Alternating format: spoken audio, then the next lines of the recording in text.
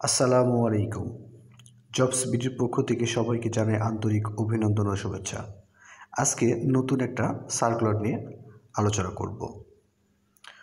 ঢাকা ওয়াসা তাদের একটা নিয়োগ বিজ্ঞপ্তি প্রকাশ করেছে, যেখানে ৮২টি পদে তারা একটা নিয়োগ বিজ্ঞপ্তি প্রকাশ করেছে। প্রতিষ্ঠানের নাম ঢাকা পানি সরবরাহ কর্তৃপক্ষ, এটাকে সরাসরি ঢাকা ওয়াসা বলা হয়। পদের নাম সার্কুলারে আপনারা দেখতে পাবেন।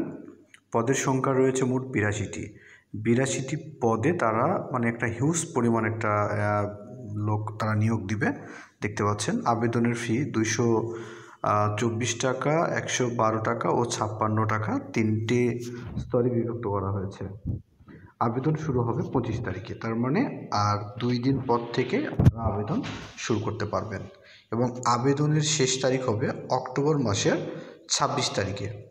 তো যেহেতু সময় এখনও শুরু হয়নি, তাই প্রিপারেশন এখান থেকে নিয়ে নিন যে কিভাবে আবেদন করা যায় এবং পরীক্ষায় পাশ করা যায়। আর আবেদনের যে লিঙ্কটা রয়েছে, এই লিঙ্কটা আমি আমার ডিসক্রিপশানে দিয়ে রাখবো। আপনারা সরাসরি এই লিঙ্কে ঢুকে নিজেরাই আবেদন করতে পারবেন।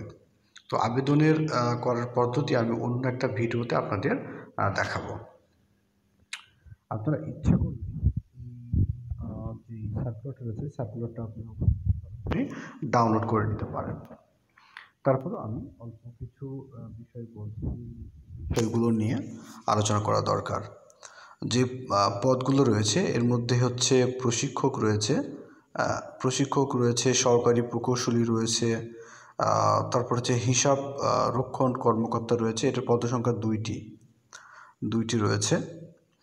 এদের যোগ্যতা চেয়েছে স্বীকৃতি যে কোনো বিশ্ববিদ্যালয় হতে বাণিজ্য, হিসাব বিজ্ঞান বা ফিনান্স বিভাগ থেকে ২য় বিভাগে উত্তীর্ণ হতে হবে। তবে স্নাতকোত্তর ডিগ্রি বা প্রথম শ্রেণীর স্নাতকোত্তর ডিগ্রি বা সমমানও থাকতে হবে। শিক্ষা জীবনে সকল স্তরের ন্যূনতম ২য় বিভাগ থাকতে হবে। মনে রাখবেন, যদি কোনো ক্ষেত্রে আপনি ৩য় বিভাগ পান তাহলে আপনি এখানে আবেদন করতে পারবেন না। ঠিক আছে? আচ্ছা, ঠিক আছে। এখানে সহকারী, বাট অনেকগুলো পদ আছে, এগুলো বলতে গেলে ভিডিওটা অনেক বড় হয়ে যাবে। যেহেতু এটা অনেক বড় আমি একটা ছোট্ট একটা বিষয় দেখাই, যে যেটা বলেছি যে আবেদন শুরু এবং শেষের তারিখটা বলেছি। এখানে ২৩শে জুলাই এত তারিখে তাদের বয়সের ক্ষেত্রে একটা রয়েছে, বয়সের একটা সময়সীমা রয়েছে। উল্লেখযোগ্য বিভাগীয় প্রার্থীদের বয়স শিক্ষাগত যোগ্যতা শীতলযোগ্য হবে।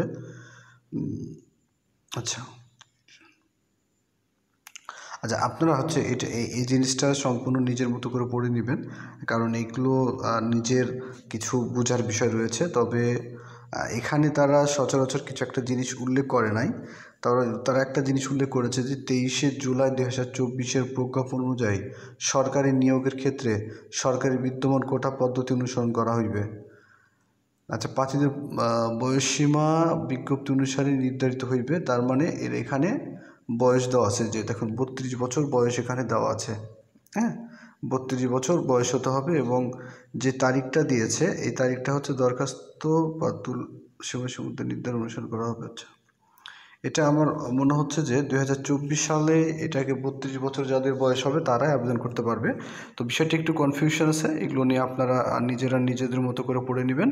হ্যাঁ, আর যেহেতু আমি আপনাদের এই লিঙ্কটা দিয়ে দিব আপনাদের ডিসক্রিপশানে, আপনারা সরাসরি লিঙ্কে ঢুকে আপনারা এই বিজ্ঞপ্তিটি সরাসরি পেয়ে যাবেন। ধন্যবাদ সবাইকে। নতুন একটা ভিডিও নিয়ে কথা বলবো।